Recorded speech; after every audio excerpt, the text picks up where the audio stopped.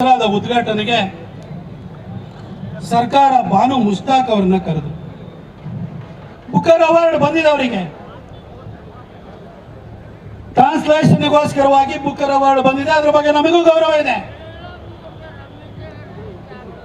ಹಾಗಂತ ಭಕ್ತಿ ಭಾವದಿಂದ ಪೂಜೆ ಪುನಸ್ಕಾರಗಳೊಂದಿಗೆ ವಿದ್ಯುಕ್ತವಾಗಿ ಆರಂಭವಾಗುವಂತಹ ಹಿಂದೂ ಧಾರ್ಮಿಕ ಶ್ರೇಷ್ಠತೆಯ ಸಂಕೇತವಾಗಿರುವಂತಹ ದಸರಾದ ಉದ್ಘಾಟನೆಗೆ ಆಕೆಯನ್ನು ಕರೆಸಬೇಕಾದಂತ ಅಗತ್ಯ ಇತ್ತ?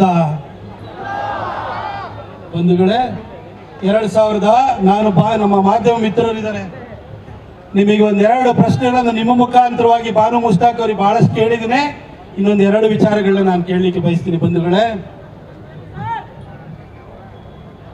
ಬಾನು ಮುಷ್ತಾಕ್ ಅವರೇ, ನಿಮ್ಮನ್ನ ಅಲ್ಪಸಂಖ್ಯಾತರನ್ನ ಒಗ್ಗೂಡಿಸ್ಕೊಳ್ಬೇಕು, ತನ್ನ ಬೆನ್ನಿಗೆ ನಿಲ್ಲಿಸ್ಕೊಳ್ಬೇಕು, DK ಅವ್ರನ್ನ ಅಧಿಕಾರದಿಂದ ದೂರ ಇಡಬೇಕು ಅಂತ ತಂತ್ರಗಾರಿಕೆ ಹೂಡಿರುವಂತಹ ಸಿದ್ದರಾಮಯ್ಯನವರು ದಸರಾದ ಉದ್ಘಾಟನೆಗೆ ಕರೆಸ್ತಾ ಇದ್ದಾರಲ್ಲ ಬಾನು ಮುಷ್ತಾಕ್ ಅವರೇ, ನಿಮ್ಮ ಮನಸ್ಸಾದ್ರೂ ಹೇಗೆ ಒಪ್ತು ಇದಕ್ಕೆ ಈ ಒಂದು ಉದ್ಘಾಟನೆ ಬರೋದಕ್ಕೆ? ನಿಮ್ಮ ಆತ್ಮಸಾಕ್ಷಿ ಆದ್ರೂ ಹೇಗೆ ಒಪ್ಪಿಗೆ ಕೊಡ್ತು ಮೇಡಮ್ ಹೇಳಿ? 2023ರ ಜನಸಾಹಿತ್ಯ ಸಮ್ಮೇಳನದಲ್ಲಿ ಹೇಳ್ತೀರಿ,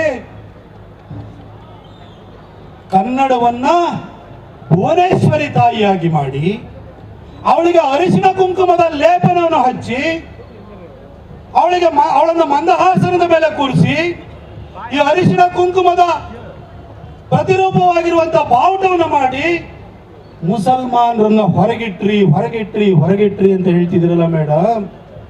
ಕನ್ನಡವನ್ನ ಭುವನೇಶ್ವರಿ ತಾಯಿಯಾಗಿ ಮಾಡಿ ಅರಿಶಿನ ಕುಂಕುಮದ ಲೇಪನ ಹಚ್ಚುವ ಮುಖಾಂತರವಾಗಿ ಮುಸಲ್ಮಾನರನ್ನ ಕನ್ನಡದಿಂದ ಹೊರಗಿಟ್ರಿ ಅಂತ ಹೇಳ್ತಿರಲ್ಲ.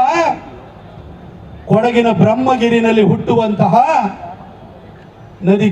ನದಿಯನ್ನ ನಾವು ಕಾವೇರಿಯಾಗಿ ಪೂಜಿಸಿ ತುಲಾ ಸಂಕ್ರಮಣದ ದಿನ ಆಕೆಗೆ ಬಾಗಿನವನ್ನು ಅರ್ಪಿಸಿ ನಾವು ಪೂಜಿಸ್ತೀವಲ್ಲ, ಆ ಕಾವೇರಿಯ ನೀರನ್ನು ಕುಡಿಬೇಕಾದ್ರೆ ನಿಮ್ಮ ಗಂಟಲಲ್ಲಿ ಇಳಿಯೋಲ್ಲ ಮೇಡಮ್. ಅದು ನಮ್ಮ ನದಿಗಳು ಕೂಡ ಇವತ್ತು ನಮ್ಮ ದೇವಿ ಸ್ವರೂಪದಲ್ಲಿ ಇದಾವೆ. ಕನ್ನಡವನ್ನ ಭುವನೇಶ್ವರಿ ತಾಯಿಯಾಗಿ ಮಾಡಿದ್ದಕ್ಕೆ ನೀವು ಮುಸಲ್ಮಾನರ ಹೊರಗಿಟ್ರಿ ಅಂತ ಹೇಳ್ತಿರಲ್ಲ. ನದಿಯನ್ನು ಕೂಡ ನಾವು ಕಾವೇರಿಯಾಗಿ ಪೂಜನೀಯಳಾಗಿ ಮಾಡಿದ್ದೀವಿ, ಆದ್ರಿಂದಲೂ ನೀವು ನೀರು ಕುಡಿತಾ ಇಲ್ವಾ ಮೇಡಮ್?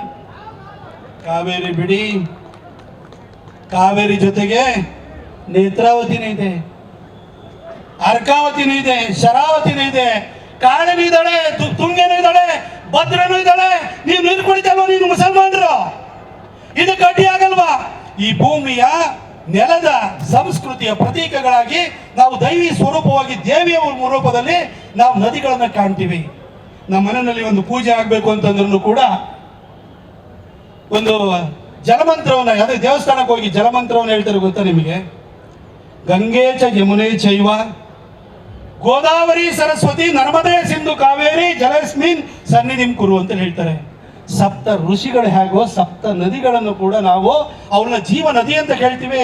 ಆ ನದಿಗಳಿಗೂ ಕೂಡ ಅವನು ಕೂಡ ನಮ್ಮ ತಾಯಿಯ ರೂಪದಲ್ಲಿ ದೇವಿಯ ರೂಪದಲ್ಲಿ ಇವೆ. ಏನ್ ಮುಸಲ್ಮಾನರು ನೀರು ಕುಡಿತಾ ಇಲ್ವಾ? ಹಾಗಾದ್ರೆ ಅದನ್ನು ನೀವು ದೇವಿ ರೂಪದಲ್ಲಿ ಮಾಡಿದಿರಿ ಅಂತ ಹೇಳ್ತೀರಾ? ಏನು ಬಾನು ಮುಷ್ತಾಕ್ ಅವರೇ, ಈಗ ಬಂದು ಹೇಳ್ತೀರಿ ತಾಯಿ ಚಾಮುಂಡಿನೇ ನನ್ನ ತರಿಸ್ಕೊಳ್ತಾ ಇದಾರೆ ಅಂತ. ನಿಮ್ಮ ದೇವರು ನೀವು ಆರಾಧಿಸುವಂತ ಅಲ್ಲಾಹು ನಿಮ್ಮನ್ನ ಮಸೀದಿಗೆ ಬಿಟ್ಟಿಲ್ಲ. ಇನ್ನು ನಮ್ಮ ಅರಿಶಿನ ಕುಂಕುಮಧಾರಿಯಾಗಿರುವಂತಹ ತಾಯಿ ಚಾಮುಂಡೇಶ್ವರಿ ನಿಮ್ಮನ್ನು ಕರೆಸ್ಕೊಳ್ತಾಳ?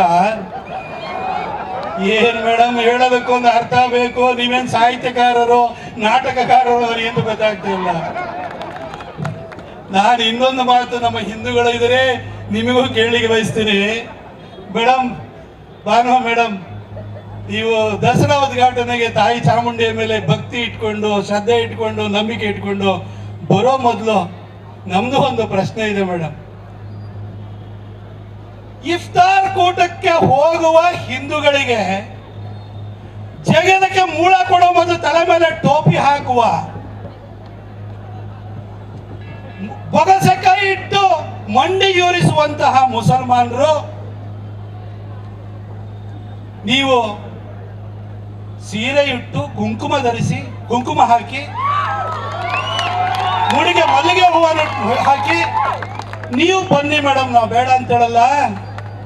ನಿಮ್ಮ ಇಫ್ತಾರ್ ಕೂಟಕ್ಕೆ ಸಿದ್ದರಾಮಯ್ಯನವ್ರು ಹೋಗ್ಲಿ, ಡಿ ಕೆ ಶಿವಕುಮಾರ್ ಅವ್ರು ಹೋಗ್ಲಿ, ತಲೆ ಮೇಲೆ ಟೋಪಿ ಹಾಕ್ತೀರಲ್ವಾ?